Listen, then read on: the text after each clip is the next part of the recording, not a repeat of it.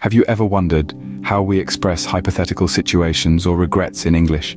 Well, buckle up, because we're about to dive into the world of third conditionals.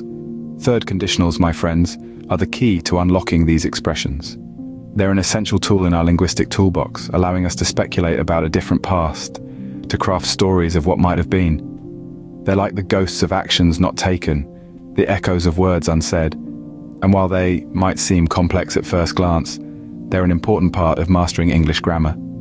They allow us to express unreal past events and their hypothetical results, adding depth and complexity to our conversations. So whether you're spinning a tale of missed opportunities or musing about an alternate universe, third conditionals are your go-to tool. By the end of this video, you'll find that third conditionals aren't as daunting as you might think. Diving right into it, third conditionals have a specific structure we need to follow. Now, don't let the term third conditional scare you off. It's not as complicated as it sounds. In fact, it's just a fancy way of talking about hypothetical situations in the past. The structure of a third conditional sentence involves two components, the if clause and the main clause. The if clause is in the past perfect tense, while the main clause is in the conditional perfect tense. Let's break it down. The if clause begins with the word if, followed by a subject, and then a verb in the past perfect tense. For instance, if followed by I, and then had studied. The main clause, on the other hand, starts with a subject, then would have, and finally a verb in the past participle. An example would be I followed by would have and then past. Combining the two clauses, we get, if I had studied, I would have passed. Now here's the fun part. You can switch these clauses around and guess what? The meaning doesn't change.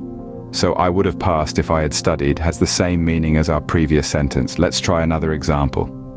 If she had woken up early, she would have caught the bus. Or switch it around to say, she would have caught the bus if she had woken up early. Again, same meaning, different structure. This flexibility allows for more natural and varied conversation, making your English sound more fluent and native-like. But remember, the tense of the verbs is crucial here. The if clause always uses the past perfect, and the main clause always uses would have plus the past participle. Remember, the key to mastering third conditionals is understanding this structure. Stick to this, and you'll be able to express hypothetical situations in the past like a pro. Now that we know how to form a third conditional, when do we use it? Well, third conditionals are perfect for discussing unreal past events and their hypothetical results. Sounds complex? Let's break it down. Imagine you missed your train this morning, and you're thinking about how things could have been different. You might say, if I had caught the train, I wouldn't have been late for work. Here, you're expressing a situation that didn't happen in the past, catching the train, and the hypothetical outcome, not being late for work. Or let's say, you didn't study for a test and failed. You might express regret by saying, if I had studied, I would have passed the test. Again, the unreal past event is not studying, and the hypothetical result is passing the test. So, third conditionals are your go-to tool for discussing hypothetical past events. Before we wrap up, let's nip some common mistakes in the bud. One common slip-up is using incorrect verb tenses. Remember, the if clause uses the past perfect tense and the main clause uses the conditional perfect. It's easy to get tangled up and slip into the simple past or present perfect, but keep those third conditionals in check. Another common error lies in mixing up the clause order. While the order doesn't affect the meaning, it can cause confusion. The if clause can go before or after the main clause, but don't forget to use a comma if the if clause comes first.